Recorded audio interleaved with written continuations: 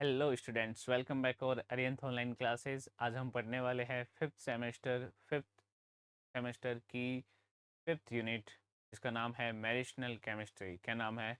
Medicinal chemistry. इसके अंतर्गत हम पढ़ने वाले हैं कि मेडिसिन जो है उनका निर्माण कैसे होता है, हमारे शरीर में वो कैसे कार्य करती है, उनका संश्लेषण कैसे होता है, कौन कौन सी मेडिसिन है जो हमारे दैनिक जीवन में काम आती है, कैसे कार्य करती है, उससे संबंधित है यूनिट। तो बढ़ते हैं इस यूनिट में।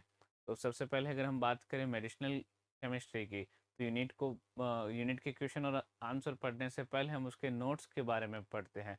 एक छोटा सा क्विक रिवीजन, जिससे हमें उस यूनिट के बारे में कुछ जानकारी मिले, ताकि हम जब भी उनके क्वेश्चंस और उनके आंसर पढ़ें तो हमें अच्छे से समझ में भी आए और हम उसको अच्छे से एक्सप्लेन भी कर सकें।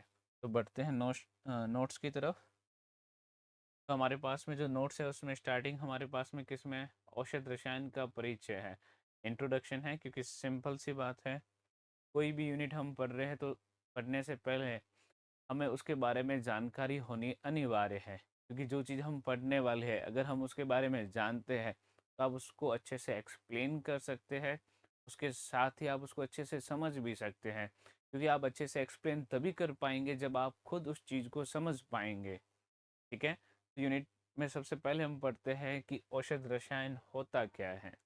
ठीक है, तो औषध रसायन की अगर हम बात करें तो रसायन विज्ञान की वह विशिष्ट शाखा है, इसकी है रसायन विज्ञान की। बट एक चीज़ ध्यान रखना, मेडिसिनल जो है वो केमिस्ट्री के साथ में बायोलॉजी भी इसके अंदर इंक्लूड है।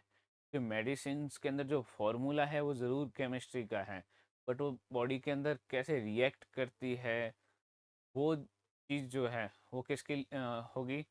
वो होगी बायोलॉजी के अकॉर्डिंग होगी। तो ठीक है, बायोलॉजी और केमिस्ट्री दोनों साथ में इसमें। तो रसायन विज्ञान की वो शाखा जिसके अंतर्गत औषधों की रासायनिक संरचना, उनके संश्लेषण, उनकी क्रियाविधि, शरीर में उपापचय तथा जैविक प्रणालियों पर उनके प्रभाव का विस्तृत अध्ययन किया जाता है। ठीक है, तो किन किन बातों का हम अध्ययन कर रहे हैं? फर्स्ट, उसकी रासायनिक संरचना, उसका संश्लेषण, उसकी क्रियाविधि, उसके बाद में शरीर में उपापचय तथा जैविक प्रणालियों पर उसके प्रभाव की विस्तृत अध्ययन किया जाता है। तो औषध रसायन में कुछ ये टॉपिक्स हमारे पास में आते हैं। फिर हमारी जो एनईपी के अनुसार इसका क्या महत्व है, कि हम जो न्यू सिलेबस पढ़ रहे हैं, ये जो सेमेस्टर वाइज, वो किसके अनुसार है? एनईपी 2020 के अनुसार है। तो इसके अंतर्गत अगर हम बात करें तो स्वास्थ्य सेवा क्षेत्र में क्या पढ़ने वाले, तो असाध्य एवं नवीन रोगों के विरुद्ध, किसके विरुद्ध? असाध्य एवं नवीन रोगों के विरुद्ध प्रभावकारी एवं सुरक्षित औषध अणुओं का डिजाइन और विकास करना। हम जानते हैं दैनिक जीवन में अनेक सी ऐसी बीमारियों के बारे में हम सुनते हैं जिनके बारे में हम पहले से नहीं जानते। क्योंकि जैसे जैसे टाइम पीरियड बढ़ रहा है, वैसे वैसे ऐसी बीमारियां आ रही हैं जिसका इलाज या तो नामुमकिन है या फिर इतना ज़्यादा कॉस्टली हो जाता है कि एक सामान्य वर्ग का व्यक्ति से अफोर्ड नहीं कर पाता है। तो इसीलिए स्वास्थ्य सेवा क्षेत्र के अंतर्गत हम क्या कह सकते हैं, तो मेडिसिनल केमिस्ट्री की अगर हम बात करें तो हमारे दैनिक जीवन में आने वाली नई नई बीमारियों के बारे में जानकारी प्राप्त करना, उनके बारे में अध्ययन करना, जिससे उनके निदान के हेतु हम नई मेडिसिन की डिज़ाइन तैयार कर सके, उनको बनाया जा सके, ताकि लोग इन बीमारियों से कम ग्रसित हो। फिर आता है रोजगार एवं कौशल। तो फार्मास्यूटिकल इंडस्ट्री अनुसंधान एवं विकास तथा गुणवत्ता नियंत्रण में अपार अवसर। तो रोजगार और कौशल विकास, तो सिंपल सी बात है, जैसे जैसे हम इसमें और ज़्यादा विकास करेंगे तो अधिक से अधिक लोगों की आवश्यकता होगी, जिससे लोगों को रोजगार भी प्राप्त होगा और उनके कौशल का भी क्या होगा? विकास होगा। उनकी स्किल्स है उसमें भी क्या होगा? डेवलपमेंट होगा। फिर आता आत्मनिर्भर भारत एवं राष्ट्र निर्माण। तो स्वदेशी स्तर पर जीवन रक्षक दवाओं के निर्माण एवं कच्चे माल के उत्पादन में योगदान। हम जानते हैं कि भारत अधिकांश चीज़ें जो है वो अपने यहाँ बनाने की कोशिश करते हैं, क्योंकि 100% भारत में हर चीज़ बने ये भी ज़रूरी नहीं है, क्योंकि हर मटेरियल हमारे इंडिया में मौजूद हो ये भी ज़रूरी नहीं है। हमें कभी-कभी इम्पोर्ट एक्सपोर्ट भी करना पड़ता है, क्योंकि कुछ ऐसी चीज़ें जो हमारे इंडिया में अवेलेबल नहीं हैं, तो उन्हें किसी फॉरेन कंट्री से मंगवाना भी पड़ता है।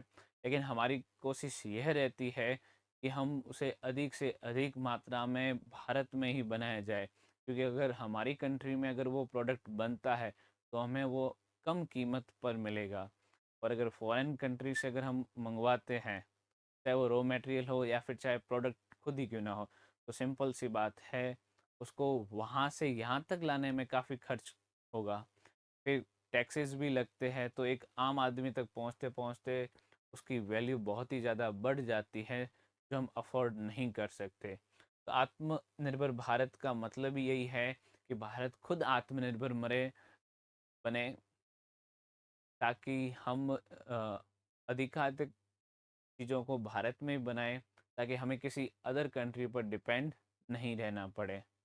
फिर आता है नवीन वैज्ञानिक अनुसंधान। कैंसर, मधुमेह, हृदय रोग तथा वैश्विक महामारी जैसे कोविड-19 आदि के लिए लक्षित औषध का निर्माण करना। हम जानते हैं कैंसर जैसी बीमारियों का 100% इलाज संभव नहीं है, क्योंकि इनके इलाज जो है वो डिपेंड करते हैं इनके स्टेज पे, कि फर्स्ट स्टेज पे है, सेकंड पे है, थर्ड पे है। तो उसके अकॉर्डिंग इनका जो ट्रीटमेंट है वो अलग अलग होता है। मोस्टली लोग, सीधी सी बात है, अफोर्ड नहीं कर पाते हैं। मधुमेह की अगर हम बात करें, तो हम जानते हैं अगर व्यक्ति को अगर मधुमेह हो जाता है, तो अधिकांश चांसेस ये है कि जब तक वो जीवित है तब तक तो उसकी मेडिसिन चलती रहती है। बहुत ही कम केसेस में ही मधुमेह की बीमारी का निदान होता है। कोविड-19 की बात करें या फिर हृदय रोग की बात करें, वैश्विक महामारी की बात करें, तो हम जानते हैं कुछ टाइम पीरियड के बाद में, या फिर हम बोल सकते हैं हर टाइम पीरियड के बाद में कोई ना कोई ऐसी बीमारी आती है जो पूरे विश्व भर में फैल भी जाती है, जिसके निदान के लिए बहुत अधिक समय लगता है, या फिर कभी-कभी इतना अधिक समय लग जाता है कि कुछ हद तक जनसंख्या जो है वो क्या हो जाती है, कम हो जाती है। जैसे कोविड-19 की बात करें, तो लॉकडाउन वगैरह कितना कुछ हमें करना पड़ा था, तब जाके कुछ बेनिफिट मिले। बट सीधी सी बात है, इतने टाइम पीरियड तक अगर हम किसी दवाई को बनाने में अगर समय देते हैं, तो सीधी सी बात है, वहाँ पर समय की भी हानि है, पैसों की भी हानि है, जन हानि भी होगी, क्योंकि जब तक उसका एंटीडोट तैयार नहीं होता, तब तक सिंपल सी बात है, व्यक्तियों को बचाव के अलावा और कोई उपाय नहीं होता। तो इसीलिए मेडिसिनल केमिस्ट्री के अंतर्गत हम ये पढ़ेंगे कि दवाइयाँ बनती कैसे, उसकी डिज़ाइन, उसकी संरचना कैसे बनाई जाती है, कैसे उसके बारे में हम डिसीज़न लेते हैं, हमारे बॉडी में वो कैसे रिएक्ट करती है, उन सभी के बारे में इसके अंतर्गत पढ़ने वाले हैं। फिर बात आती है औषध की। तो विश्व स्वास्थ्य संगठन (WHO) के अनुसार औषध वह रासायनिक पदार्थ या उत्पाद है जिसका उपयोग किसी भी जैविक प्रणाली के शारीरिक कार्यों या रोगजनक स्थितियों की जांच, रोकथाम या फिर निदान या उपचार हेतु किया जाता है। तो शारीरिक कार्यों या फिर रोगजनक स्थितियों की जांच के लिए, दूसरा रोकथाम के लिए, निदान के लिए और उपचार के लिए। हमारी बॉडी में कोई बीमारी है कि नहीं है उसकी जांच के लिए, उसका रोकथाम, उसका निदान, अगर बीमारी है तो उसका हम क्या इलाज कर सकते हैं, उसका क्या उपचार होगा, उससे संबंधित है। फिर आता है हमारे पास में औषध और सामान्य रसायन में क्या अंतर है। ठीक है, तो हमारे पास में है औषध और सामान्य रसायन। तो ड्रग और केमिकल में क्या अंतर है। तो अगर हम बात करें ड्रग की, तो क्या है हमारे पास में रोगों का निदान, निवारण और जैविक सुधार। और केमिकल की अगर हम बात करें, तो प्रयोगशाला परीक्षण, औद्योगिक उत्पादन एवं विनिर्माण। तो औषध की बात करते हैं, तो ये रोगों का निदान भी करता है, उसका निवारण भी करता है और जैविक सुधार भी करता है।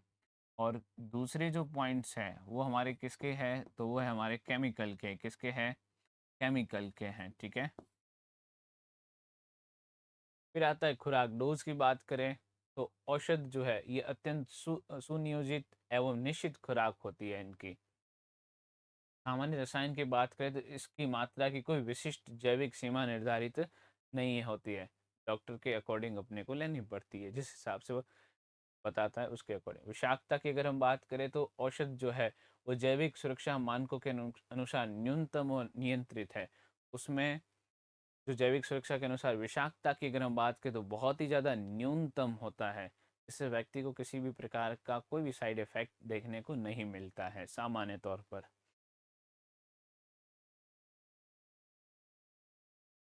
लेकिन अगर सामान्य रसायन की बात करें तो उच्च एवं हानिकारक हो सकते हैं। क्यों हो सकते हैं? कि इसमें विषाक्तता की मात्रा औषध के अनुसार ज़्यादा होती है, क्योंकि हर किसी की बॉडी एक जैसी नहीं होती है। सभी व्यक्तियों की बॉडी का जो टाइप है, बॉडी के इंटरनल जो पार्ट्स कार्य करते हैं वो सबके अलग अलग होते हैं। तो क्या रिएक्ट करती है उसका कोई आइडिया नहीं है। तो इसीलिए ये उच्च एवं हानिकारक हो सकती है। के बाद में आता है जैविक विशिष्टता। क्या आता है? जैविक विशिष्टता। तो विशिष्ट जैविक लक्ष्यों पर ही कार्य करती है। तो औषध विशिष्ट जैविक लक्ष्यों पर ही कार्य करती है, जबकि अगर केमिकल की हम बात करें तो सामान्यतः अव्यवस्थित रासायनिक अभिक्रिया दर्शाता है। कौन सी दर्शाता है? सामान्यतः अव्यवस्थित रासायनिक अभिक्रिया दर्शाता है। फिर आता है हमारे पास में औषध लक्ष्य अंतःक्रिया। ठीक है, औषध लक्ष्य अंतःक्रिया, ड्रग टारगेट इंटरेक्शन की बात करें तो हमारे पास में औषध शरीर में प्रवेश करने के पश्चात अपने विशिष्ट बायोलॉजिकल टारगेट से जुड़कर ही अपना चिकित्सीय प्रभाव उत्पन्न करती है। तो औषध अपने शरीर में प्रवेश करने के बाद में विशिष्ट बायोलॉजिकल टारगेट से जुड़कर ही अपना चिकित्सीय प्रभाव उत्पन्न करती है। ठीक है, क्योंकि विशेष जगहों पर ही प्रेषित होती है। उसके बाद में नेक्स्ट आता है हमारे पास में जैव लक्ष्यों के प्रकार। क्या आता है? जैव लक्ष्य के प्रकार। औषधीय एंजाइम के उत्प्रेरकीय गति को नियंत्रित करती है। क्या करती है? उत्प्रेरकीय गतिविधि को नियंत्रित करती है।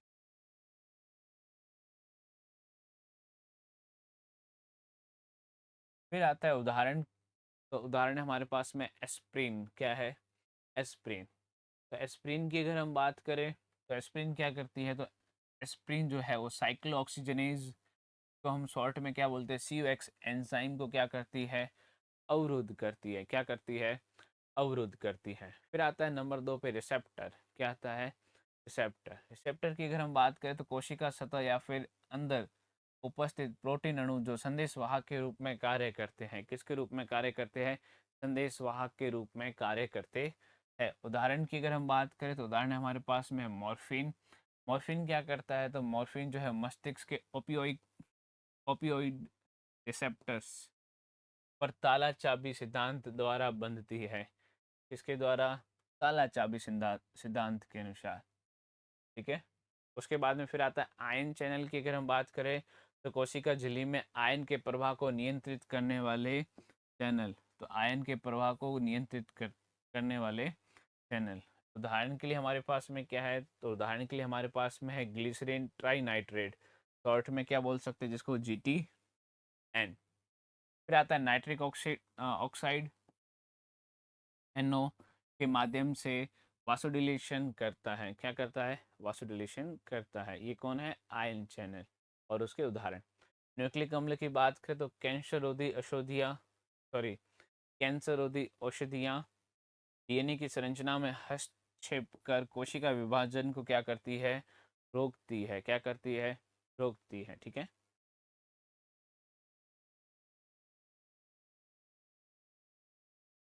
फिर आता है वहन प्रोटीन। तो एंटी डिप्रेशेंट दवाएं जैसे हमारे पास में सेरोटोनिन ट्रांसपोर्टर प्रोटीन से बनती है। किससे बनती है? प्रोटीन से बंधती है। उसके बाद में फिर आता है हमारे पास में औषध लक्ष्य बंधन के प्रकार। तो ड्रग टारगेट बॉन्डिंग कितने टाइप के होंगे? तो फर्स्ट हमारे पास में आता है सहसंयोजक बंध। क्या आता है? सहसंयोजक बंध अत्यंत सुदृढ़ एवं अपरिवर्तनीय होते हैं। ठीक है, अपरिवर्तनीय बंधन होते हैं। उदाहरण है हमारे पास में एस्प्रिन का COX एंजाइम के सेरिन अवशोषण से एसिटिलीकरण। तो सबके अपने अलग अलग कार्य है। जैसे असहसंयोजक बंध की बात करें तो कमजोर एवं प्रतिवर्ती बंधन कैसा है, कमजोर एवं प्रतिवर्ती बंधन।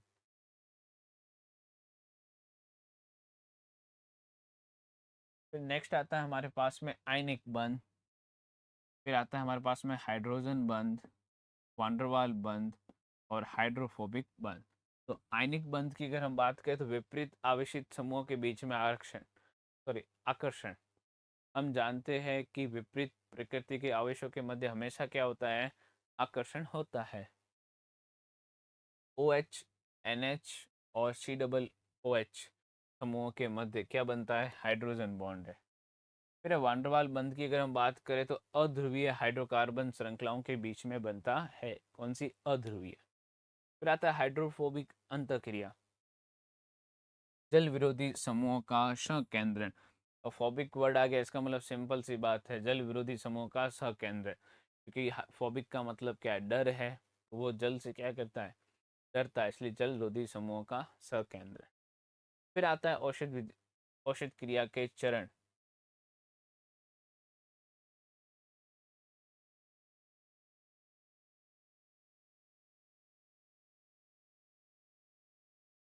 तो औषध क्रिया के क्या चरण है, तो हमारे पास में 4 चरण है। कितने हैं, 4 चरण है, ठीक है। फर्स्ट के हमारे पास में, तो फर्स्ट है हमारे पास एब्जॉर्प्शन, अवशोषण। तो प्रशासन स्थल जैसे जठर आंत्र मार्ग से रक्त प्रवाह में क्या होता है, प्रवेश होता है, क्या होता है, प्रवेश। फिर हमारे पास में सेकंड नंबर पर आता है डिस्ट्रीब्यूशन, मतलब वितरण। तो रक्त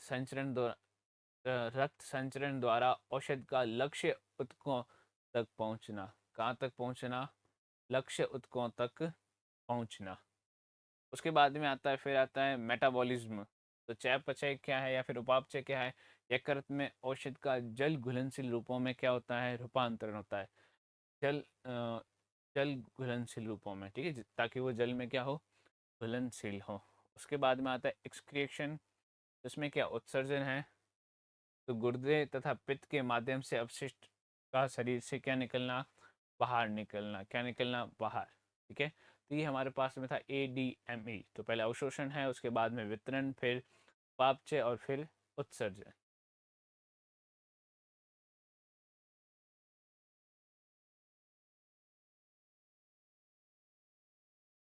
फिर हमारे पास में नेक्स्ट आता है SAR। क्या आता है, SAR। SAR का अगर पूरा मूल सिद्धांत की हम बात करें तो क्या हमारे पास में स्ट्रक्चर डिटरमाइंस एक्टिविटी, रासायनिक संरचना ही जैविक क्रियाशीलता को क्या करती है, निर्धारित करती है। तो उसकी रासायनिक संरचना ही किसको निर्धारित करेगी, उसकी जैविक क्रियाशीलता को क्या करती है, निर्धारित करती है। औषध की आणविक संरचना में किया गया सूक्ष्म परिवर्तन उसकी जैव प्रभावकारिता को अत्यधिक परिवर्तित कर सकता है। तो अगर हमसे ए पार्ट में शॉर्ट में पूछा जाए कि SAR का मूल सिद्धांत क्या है, तो रासायनिक संरचना ही जैविक क्रियाशीलता को क्या करती है, निर्धारित करती है। क्योंकि रासायनिक संरचना जैसी होगी वैसी ही उसकी क्या होगी, क्रियाशीलता होगी। औषध की आणविक संरचना में किया गया सूक्ष्म परिवर्तन की जैविक प्रभावकारिता को अत्यधिक क्या कर सकता है, परिवर्तित कर सकता है। उसके बाद में फिर आता है हमारे पास में आधारभूत संश्लेषी विश्लेषण, ठीक है। तो पश्च संश्लेषण क्या हमारे पास में, तो रेट्रोसिंथेसिस क्या है, तो किसी जटिल लक्ष्य अणु की संरचना के प्रारंभ से उसे काल्पनिक, कैसे, से काल्पनिक बंध खंडन के माध्यम से, तो काल्पनिक बंध खंडन के माध्यम से सरल, सुलभ एवं व्यावसायिक रूप से उपलब्ध प्रारंभिक पदार्थों में तोड़ने की तार्किक योजनाबद्ध विधि है। तो हम क्या करते हैं, इसको कल्पना, काल्पनिक है, कैसी काल्पनिक, तो हम क्या कर रहे हैं, अपनी कल्पना शक्ति के माध्यम से उसमें उपस्थित उपलब्ध प्रारंभिक पदार्थों को तोड़ने की हम क्या बनाते हैं, योजना बनाते हैं, क्या बनाते हैं, योजना बनाते हैं।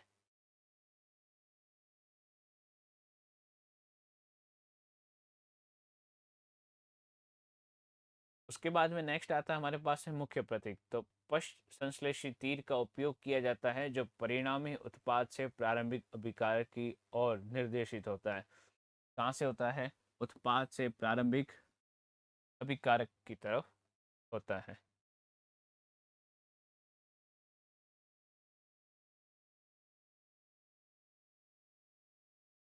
फिर हमारे पास में आता है टारगेट मॉलिक्यूल।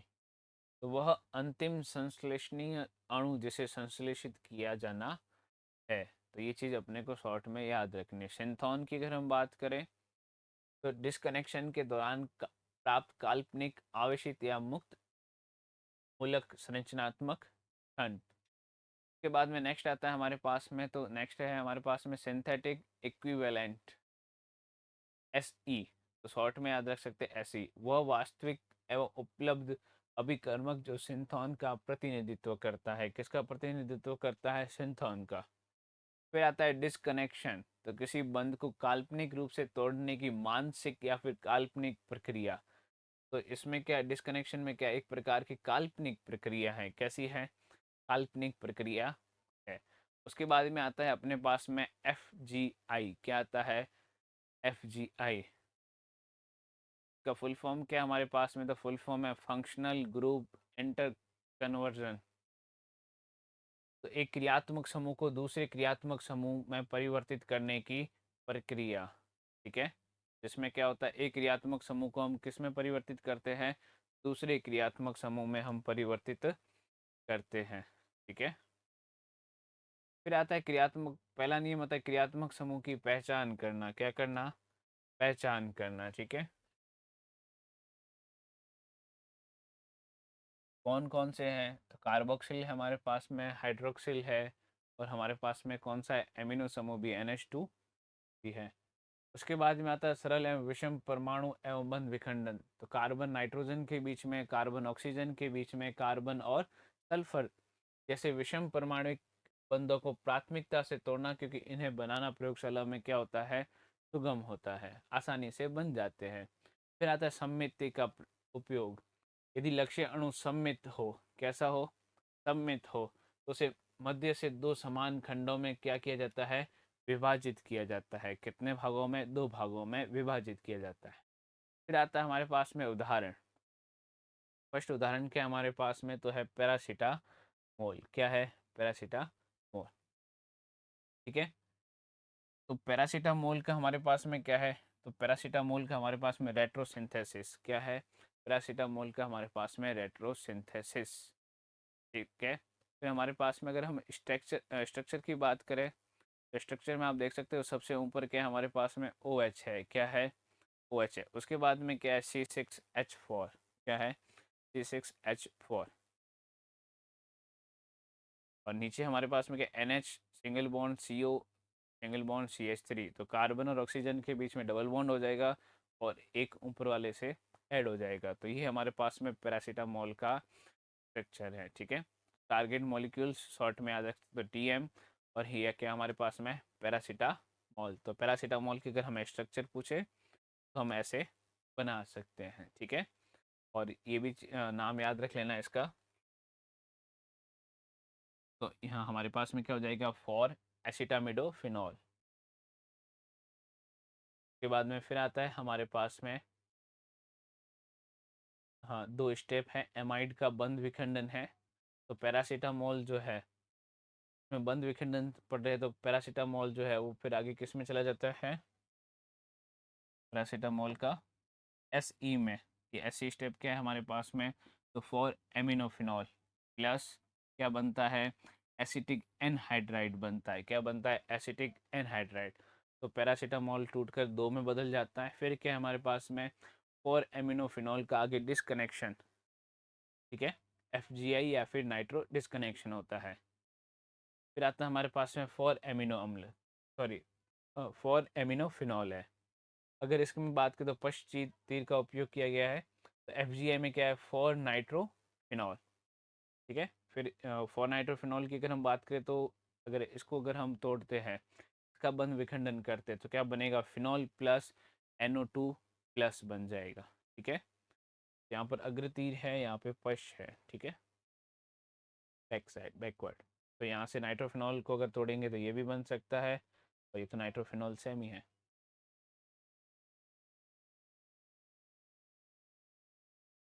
फिर फिर आता है हमारे पास में अग्रगामी संश्लेषण मार्ग। क्या आता है? अग्रगामी संश्लेषण मार्ग। फर्स्ट आता है हमारे पास में फिनॉल प्लस HNO3। क्या आता है? Phenol plus HNO3। तो फिनॉल प्लस HNO3 में क्या है? तो फिनॉल प्लस HNO3 या फिर H2SO4। तो क्या बनता है? तो ये बनता है 4 नाइट्रो फिनॉल बनता है। क्या बनता है?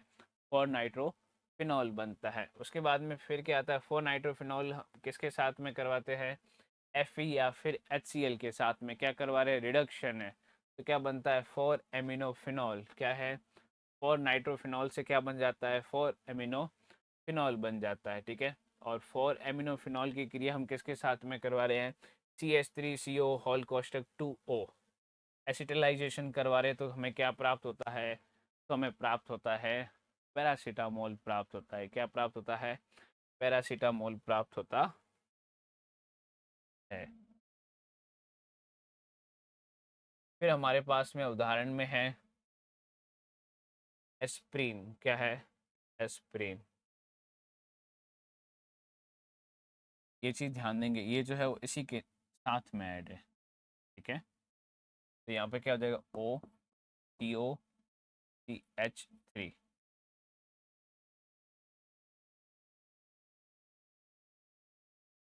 हमारे पास में टारगेट मॉलिक्यूल क्या है? एस्प्रिन है, COOH C6H4, और यहाँ पर है OCO और CH3। ठीक है। चाहो तो सीधा ही लिख सकते OCO CH3, बट इसमें बंद में कन्फ्यूजन होती है, इसलिए अलग अलग करके लिखा है। ठीक है। फिर आता है हमारे पास में डिसकनेक्शन की। अगर हम बात करें तो CO एस्टर डिसकनेक्शन की बात करें तो हमारे पास में क्या है? एस्प्रिन है, सैलिसिलिक एसिड है। तो एस्प्रिन जो है वो कितने भागों से मिलकर बना है? 2। तो अगर इसमें अगर हम ध्यान दें, इसका अगर बंद विखंडन करवाते हैं या फिर इसको विभाजित करते हैं तो दो चीज़ें हमें प्राप्त हो रही है। क्या प्राप्त हो रही है? Salicylic acid plus acetic anhydride. क्या प्राप्त हो रहा है? सैलिसिलिक एसिड और एसिटिक एनहाइड्राइड। ठीक है। उसके बाद में फिर आता है हमारे पास में अग्रगामी संश्लेषण मार्ग। क्या आता है? अग्रगामी संश्लेषण मार्ग। तो फिनॉल प्लस CO2 या फिर स्लैश में क्या है हमारे पास में? NaOH की उपस्थिति में डेल्टा आ गया, इसका मतलब हीट। और फिर हमारे पास में P। उसके बाद में कॉल्बे स्पिट रिएक्शन की बात करें तो क्या प्राप्त होता है? Salicylic acid. क्या होता है? Salicylic acid. और सैलिसिलिक एसिड की अभिक्रिया हम किसके साथ में करवाएं? CH3CO होल कोष्टक 2O स्लैश में हमारे पास में क्या है? H प्लस है। क्या है? H plus. तो हमें क्या प्राप्त होता है? एस्प्रिन प्राप्त होता है। और एक्स्ट्रा प्रोडक्ट हमारे पास में क्या है? Acetic acid. तो मेन चीज़ अपने को ध्यान रखनी है एस्प्रिन के बारे में। किसके बारे में? एस्प्रिन के बारे में। फिर आता है हमारे पास में संरचना क्रिया संबंध, structure activity relationship, SAR। SAR वह प्रणाली है जिसके अंतर्गत औषध अणु के रासायनिक ढांचे में सुनियोजित संरचनात्मक परिवर्तन कर उसके जैविक प्रभाव पर पड़ने वाले परिणामों का विश्लेषण किया जाता है। कौन सी प्रणाली है? वह प्रणाली है जिसमें किसी औषध के रासायनिक ढांचे में सुनियोजित संरचना परिवर्तन कर उसके जैविक प्रभाव पर पड़ने वाले परिणामों का क्या किया जाता है? विश्लेषण किया जाता है। क्या किया जाता है? विश्लेषण किया जाता है। फिर आता है SAR की बात करें तो SAR को प्रभावित करने वाले मुख्य कारक। तो मुख्य कारक कौन कौन से होंगे? तो फर्स्ट है हमारे पास में लाइपोफिलिसिटी। तो लाइपोफिलिसिटी क्या है? तो वसा में घुलनशीलता का स्तर। किसका है? वसा में घुलनशीलता का स्तर। तो अत्यधिक लाइपोफिलिक औषधियाँ कोशिका झिल्ली को सरलता से क्या कर लेती है? पार कर लेती है। परंतु अत्यधिक वसा घुलनशीलता से रक्त परिसंचरण में घुलनशीलता क्या हो जाती है? घट जाती है। तो रक्त परिसंचरण में घुलनशीलता क्यों घटती है? क्योंकि इसकी वसा में घुलनशीलता क्या होती है? ज़्यादा होती है। ठीक है। उसके बाद में आता है इलेक्ट्रॉनिक प्रभाव। तो इलेक्ट्रॉन आकर्षित करने वाले समूह अणु की अम्लता एवं इलेक्ट्रॉन घनत्व को क्या करते हैं? परिवर्तित करते हैं। इलेक्ट्रॉन दाता समूह की अगर हम बात करें तो ये हाइड्रोजन बंध की क्षमता और रिसेप्टर बाइंडिंग को क्या करते हैं, बढ़ाते हैं। ठीक है, अणु की अम्लीयता और इलेक्ट्रॉन घनत्व को प्रभावित करने वाले इलेक्ट्रॉन आकर्षित समूह, और हाइड्रोजन बॉन्ड और रिसेप्टर बाइंडिंग बढ़ाने वाले हैं इलेक्ट्रॉन दाता समूह। स्टेरिक प्रभाव कौन सा है, स्टेरिक प्रभाव। तो बड़े एवं भारी प्रतिस्थापित रिसेप्टर की सक्रिय जैब में औषध के प्रवेश को बाधित या फिर क्या करते हैं, अनुकूलित कर सकते हैं। उसके बाद में फिर हमारे पास में आता है त्रिविम रसायन एवं स्टीरियो आइसोमेरिज्म। तो रिसेप्टर का त्रिविम ढांचा विशिष्ट होता है, कैसा होता है, विशिष्ट होता है। उदाहरण है हमारे पास में डी पेनिसिलामीन चिकित्सीय रूप से उपयोगी है, जबकि एल पेनिसिलामीन अत्यधिक क्या होता है, विषैला है। तो नाम एक ही है बट फर्क डी और एल का है। तो डी उपयोगी है और एल वाला उपयोगी नहीं है। ठीक है, उसके बाद में फिर हमारे पास में आता है नेक्स्ट, संरचना यौगिक है। क्या है, संरचना यौगिक है, उसका रासायनिक नाम, उसका जैविक प्रभाव एवं एसएआर निष्कर्ष। क्या है, एसएआर निष्कर्ष। तो फर्स्ट हमारे पास में क्या है, तो फर्स्ट है हमारे पास में पैरासीटामोल। क्या है, पैरासीटामोल। पैरासीटामोल में हमने क्या पढ़ा था, तो पैरासीटामोल में हमने पढ़ा था, यहाँ पर देख सकते हैं अपने पास में क्या है, तो पैरासीटामोल में अपने पास में OH सबसे ऊपर की तरफ है। तो OH क्या कार्य करता है, विषाक्तता को नियंत्रित करता है। क्या करता है, विषाक्तता को नियंत्रित करता है। OH C6H4 गैस में क्या है, NHCOCH3। ठीक है, रासायनिक नाम की बात करें तो रासायनिक नाम हमारे पास में क्या है, तो रासायनिक नाम है हमारे पास में एसिटामिडोफिनॉल। और उत्कृष्ट कार्य क्या है, तो जैव नाशक, सॉरी ज्वर नाशक है। क्या है, ज्वर नाशक और दर्दनाशक है। कैसा है, ज्वर नाशक और दर्दनाशक है। हम जानते हैं बुखार के समय हम इसे मुख्य रूप से उपयोग में लेते हैं। किसको उपयोग में लेते हैं, पैरासीटामोल को हम मुख्य रूप से उपयोग में लेते हैं। ठीक है, तो अगर हमसे इसके रासायनिक नाम के बारे में पूछा जाए तो हम क्या बताएंगे, तो इसका रासायनिक नाम क्या हो जाएगा, एसिटामिडोफिनॉल हो जाएगा। ठीक है, और पैरा स्थान पर OH समूह कौन सा है, OH समूह विषाक्तता को क्या करता है, नियंत्रित करता है। क्या करता है, नियंत्रित करता है।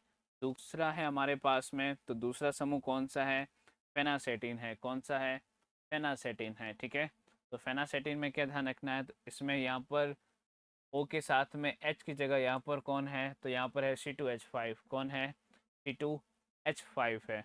बाकी सेम का सेम है, C6H4 है, NHCO3 है। क्या है, NHCO3 है। इसका रासायनिक नाम क्या हो जाएगा, तो इसका रासायनिक नाम देख सकते हो 4 एथॉक्सी एसिटेनिलाइड हो जाएगा। क्या हो जाएगा, 4 एथॉक्सी हो जाएगा। ये क्या होता है, तो ये अत्यधिक क्या होता है, विषैला होता है। क्या होता है, विषैला होता है। तो गुर्दे की विफलता एवं कार्सिनोजेनिक प्रभाव के कारण क्या है, बैन है। बैन होने का मुख्य रीजन क्या है, विषैला है। उसमें गुर्दे की विफलता है और कार्सिनोजेनिक प्रभावों के कारण ये क्या है, बैन है। क्या है, बैन है। उसके बाद में फिर नेक्स्ट आता है हमारे पास में, जिसका नाम क्या है, तो जिसका नाम है हमारे पास में एसी एसिटानी एसिटानिलाइड। क्या है, एसिटानिलाइड है। ठीक है, तो एसिटानिलाइड में क्या है हमारे पास में, एसिटानिलाइड का अगर हम बात करें इसके IUPAC नाम की, तो उसका IUPAC नाम है एन फेनिल एसिटामाइड। क्या है, एन फेनिल एसिटामाइड। ये क्या है, अत्यधिक असुरक्षित है। कैसा है, अत्यधिक असुरक्षित है। ठीक है, तो हमारे पास में क्या है, मैथोमो मैथेमो ग्लोबेनेमिया उत्पन्न करता है, और OH की अनुपस्थिति क्या है, हानिकारक है। तो यहाँ पर OH की अनुपस्थिति क्या है, हानिकारक है। फिर क्या आता है हमारे पास में, आता है एस्प्रिन एवं इसके एनालॉग। तो एस्प्रिन और इसके एनालॉग की अगर हम बात करें तो हमारे पास में क्या है, सैलिसिलिक अम्ल। इसमें OH समूह मुक्त रहता है, जिससे यह पेट में अत्यधिक जलन और अल्सर पैदा करता है। क्या पैदा करता है, अल्सर पैदा करता है। फिर आता है हमारे पास में एस्प्रिन, फिनोलिक OH का एसिटिलीकरण करने से जठरीय जलन कम होती है तथा दर्दनाशक प्रभाव बढ़ता है। बेंजोइक अम्ल की अगर हम बात करें तो बेंजोइक अम्ल में क्या ऑर्थो स्थान पर OH या OCO-CH3 समूह की अनुपस्थिति में दर्दनाशक प्रभाव क्या हो जाता है, शून्य हो जाता है। फिर आता है हमारे पास में प्रतिनिधि औषध की क्रियाएं। क्या आता है? प्रतिनिधि औषध की क्रियाएं। ठीक है, दर्दनाशक औषधि हमारे पास में कौन सी है? तो दर्दनाशक वे रासायनिक पदार्थ है जो केंद्रीय या फिर परिधीय तंत्रिका तंत्र पर कार्य करके चेतना को प्रभावित किए बिना दर्द की संवेदना को कम या फिर क्या कर सकते हैं, समाप्त कर सकते। तो हम जानते हैं जब हमें अत्यधिक दर्द होता है तो हम पेन किलर्स का उपयोग करते हैं, मतलब दर्दनाशक दवाइयों का उपयोग करते हैं जो हमारे दर्द को या तो कम या फिर क्या कर देते हैं, समाप्त कर देते हैं। क्या कर देते हैं? कम कर देते हैं या फिर क्या कर सकते हैं, समाप्त कर देते हैं। तो फर्स्ट हमारे पास में कौन सा आता है? फर्स्ट आता है हमारे पास में एस्प्रिन। कौन सा आता है?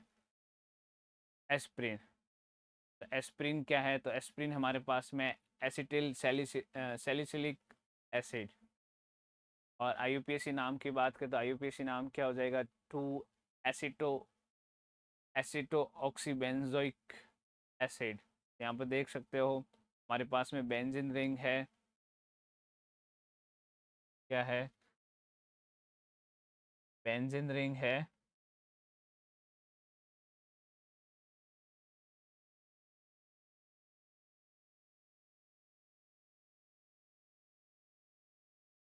बेंजीन रिंग है, उसके साथ में कौन जुड़ा है? कार्बोक्सिल समूह जुड़ा है, COOH जुड़ा हुआ है। और दूसरे स्थान पर है OCOCH3 जुड़ा हुआ है। रासायनिक सूत्र के हमारे पास में C9H8O4। और अणुभार कितना है? 180.16 ग्राम प्रति मोल है। इसका मुख्य उपयोग क्या है? तो अगर हम मुख्य उपयोग की बात करें तो दर्दनाशक है और ज्वरनाशक है। हल्के से मध्यम सिर दर्द है, मांसपेशियों के दर्द में हमारे लिए लाभदायक है। ज्वरनाशक मतलब शरीर के तापमान को नियंत्रित करने में भी काम आता है, तो बुखार में भी इसका उपयोग किया जाता है। फिर आता है हमारे पास में सूजन रोधी। तो गठिया या वो जोड़ों की सूजन में काम आता है। एंटीप्लेटलेट, कम खुराक में रक्त के थके बन कम खुराक में रक्त के थक्के बनने से क्या करता है? रोकता है। हृदयघात से क्या करता है? बचाव करता है। संश्लेषण की अगर हम बात करें तो salicylic acid plus acetic anhydride.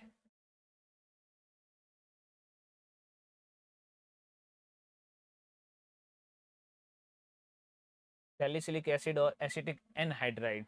ठीक है, और किसकी उपस्थिति में हो रही है? H2SO4।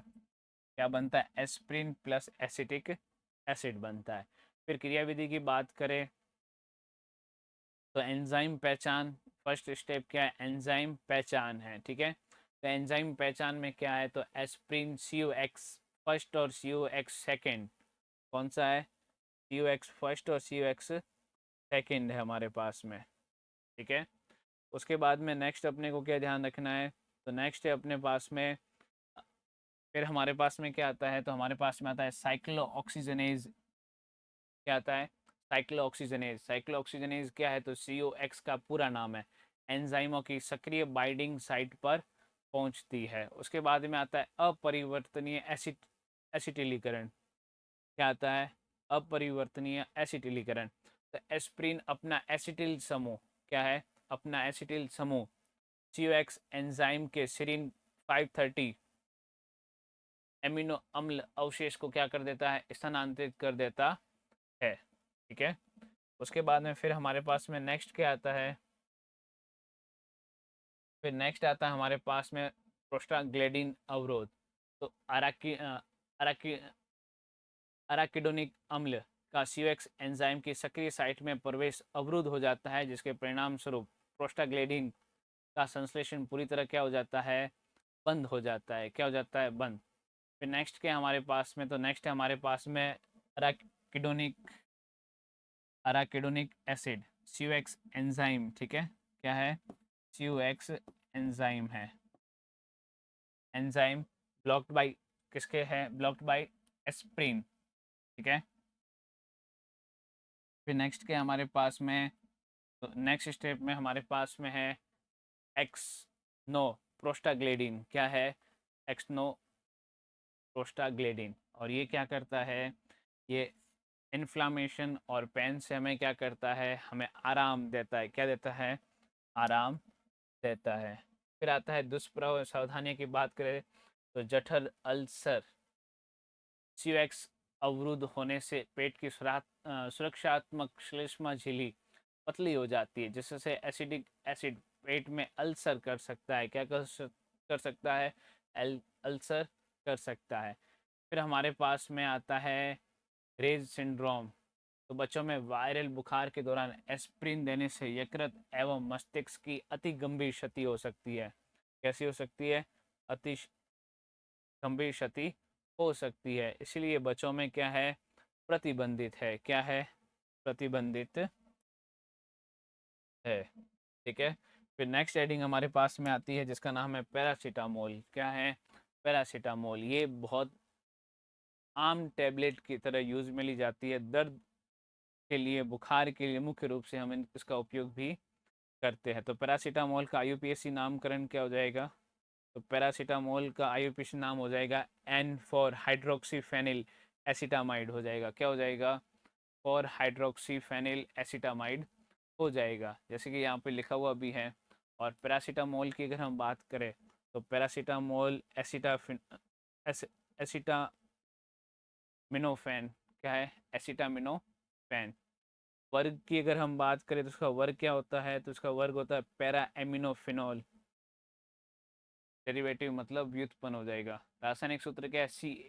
C8H9NO2। अणुभार कितना है? 151.16 ग्राम प्रति मोल। और अगर इसके स्ट्रक्चर की अगर हम बात करें तो इसका स्ट्रक्चर हमारे पास में क्या है? OH, C6H4। और नीचे क्या है? तो नीचे हमारे पास में देख सकते NH सिंगल बॉन्ड, CO एक बॉन्ड ऊपर जुड़ा हुआ है, डबल बॉन्ड के साथ में ऑक्सीजन है, डॉट CH3। क्या है? CH3। उसके बाद में फिर नेक्स्ट क्या है हमारे पास में? तो नेक्स्ट है इसका संश्लेषण है। क्या है? नेक्स्ट है हमारे पास में संश्लेषण फॉर नाइट्रोफिनॉल। क्या है? For nitrophenol. ठीक है। इसकी उपस्थिति में Fe/HCl क्या बनता है? For aminophenol. क्या है? For aminophenol. ठीक है। इसके साथ में है CH3CO ब्रैकेट में है 2O और ब्रैकेट क्लोज है। और क्या प्राप्त है हमारे पास में? पैरासीटामोल। फिर नेक्स्ट आता है क्रियाविधि के 3 स्वीकृत सिद्धांत। पहला है हमारे पास में COX। ठीक है। तो COX में अपने को क्या ध्यान रखना है? तो COX जैसे कि हमने पिछले में भी पढ़ा था, COX फर्स्ट और COX सेकेंड के बारे में। किसके बारे में? COX फर्स्ट और COX सेकेंड के बारे में हमने पढ़ा था। तो COX थर्ड के हमारे पास में, तो COX थर्ड हमारे पास में सेंट्रल COX और इंसिबिशन। तो ये मुख्यतः मस्तिष्क में उपस्थित COX का वेरिएंट, COX1 का वेरिएंट को अवरुद्ध करती है, जिससे मस्तिष्क में प्रोस्टाग्लैंडिन का निर्माण रुकता है और ताप नियंत्रण केंद्र क्या हो जाता है? सामान्य हो जाता है। तो फर्स्ट हो गया हमारे पास में। फिर आता है हमारे पास में सेकंड। क्या आता है? सेकंड। तो सेकंड क्या हो जाएगा? सेकंड हमारे पास में है एंडोक्नेबिनाइड पथवे। तो क्या है हमारे पास में? पैरासीटामोल जो है वो यकृत एवं मस्तिष्क में AM404 में परिवर्तित होती है, जो रीढ़ की हड्डी में दर्द संवेदनाओं को क्या करती है? ब्लॉक करती है। क्या करती है? ब्लॉक करती है। उसके बाद में फिर हमारे पास में आता है थर्ड नंबर, सेरोटोनर्जिक पथवे। कौन सा है हमारे पास में? सेरोटोनर्जिक पथवे। यह केंद्रीय तंत्रिका तंत्र में सेरोटोनिन 5HT मार्ग को सक्रिय कर दर्द संवेदना को क्या करती है? दबाती है। क्या करती है? दर्द संवेदना को दबाती, जिससे हमें दर्द कम अनुभव होता है। फिर ओवरडोज या फिर क्या हमारे पास में है? विषाक्तता। क्या है? ओवरडोज या फिर विषाक्तता। तो पैरासीटामोल की अत्यधिक खुराक लेने से यकृत में NAPQI। क्या है? NAPQI। ठीक है। तो NaPQI। उसके बाद में क्या है, नामक अत्यधिक विषैला मेटाबोलाइट बनता है। क्या बनता है? मेटाबोलाइट बनता है, जो यकृत कोशिकाओं को क्या कर देता है? नष्ट कर देता है। क्या कर देता है? नष्ट कर देता है। ठीक है। और NaPQI क्या हो जाएगा? तो N acetyl P benzoquinone imine. उसके बाद में क्या? एंटीडोट। तो एंटीडोट में अपने को क्या ध्यान रखना है? तो एंटीडोट में अपने को ध्यान रखना है एन एसिटिल एन एसिटिलसिटिन NaC, या ग्लूटाथिनोन का स्तर बढ़ाकर NaPQI को क्या करता है? निष्प्रभावी बनाता है। उसके बाद में तुलनात्मक तालिका एस्प्रिन बनाम पैरासीटामोल, दोनों का हम आपस में क्या कर रहे हैं? तुलना करें। तो परिधीय एवं केंद्रीय, तो फर्स्ट हमारे पास में हो जाएगा एस्प्रिन और ये हमारे पास में हो जाएगा पैरासीटामोल। ठीक है। तो एस्प्रिन जो है वो मुख्य क्रिया क्षेत्र उसका क्या है? परिधीय एवं केंद्रीय।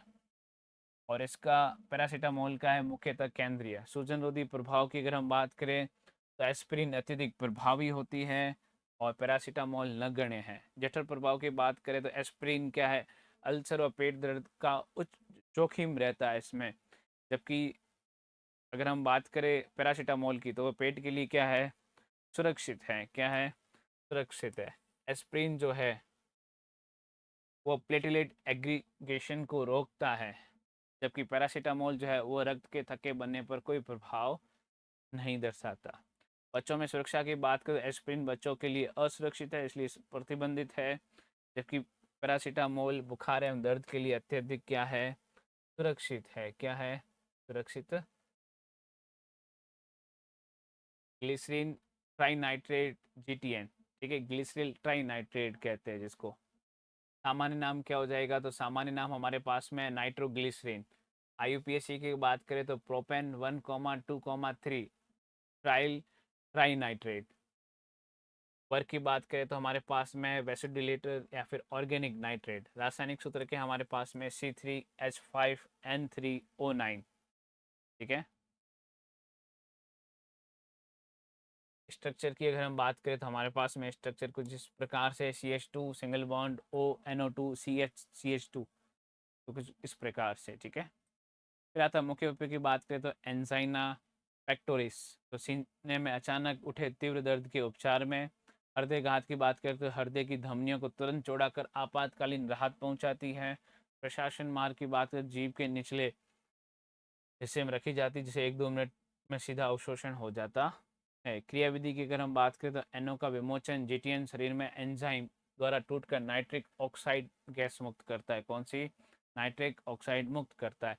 एंजाइम सक्रियण की अगर हम बात करें तो मुक्त NO वाहिकाओं की चिकनी मांसपेशियों में एंजाइम से बंध कर उसे सक्रिय करता है। फिर है CGMP में वृद्धि, तो सक्रिय एंजाइम GTP को CGMP में क्या करता है? परिवर्तित करता है। कैल्शियम निष्कासन एवं शिथिलन की बात करें तो CGMP का बढ़ा हुआ स्तर कोशिका के अंदर से फ्री Ca+2 आयनों की सांद्रता क्या कर देता है? घटा देता है, जिससे मांसपेशियां क्या हो जाती है? शिथिल हो जाती है। तो GTN नेक्स्ट स्टेप में हमारे पास में 9 के बाद में हमारे पास में क्या है? गुआनिलेट साइक्लेज। और फिर हमारे पास में क्या है? CGMP। फिर नेक्स्ट स्टेप में क्या हो जाएगा? Ca+2 अवक्षेप के रूप में नीचे रह जाता है। फिर है हमारे पास में वेसोडिलेशन, धमनियों का चौड़ा होना। विशेष त्वरित बिंदु की अगर हम बात करें तो त्वरित प्रभाव हमारे पास में सबलिंगुअल प्रशासन से औषध का फर्स्ट पास यकृत उपापचय बाईपास होता है। सिरदर्द और साइड इफ़ेक्ट्स की अगर हम बात करें तो मस्तिष्क की रक्त वाहिकाएं भी चौड़ी हो जाती है, जिससे तीव्र सिरदर्द होता है। नाइट्रेट टॉलरेंस की बात करें तो लगातार प्रयोग से शरीर में सल्फाइड्रिन हाइड्रिल समूहों की कमी हो जाती है, जिससे दवा का असर क्या होने लगता है? कम होने लगता है। तो ये था हमारे पास में मेडिकल केमिस्ट्री के बारे में, सॉरी मेडिसिनल केमिस्ट्री के बारे में, जिसमें हमने मुख्य रूप से सारे मेडिकल्स की चीज़ें ही पढ़ी है। तो मिलते हैं नेक्स्ट वीडियो में, तब तक बने रहे अपने अरियंत ऑनलाइन क्लासेस पे।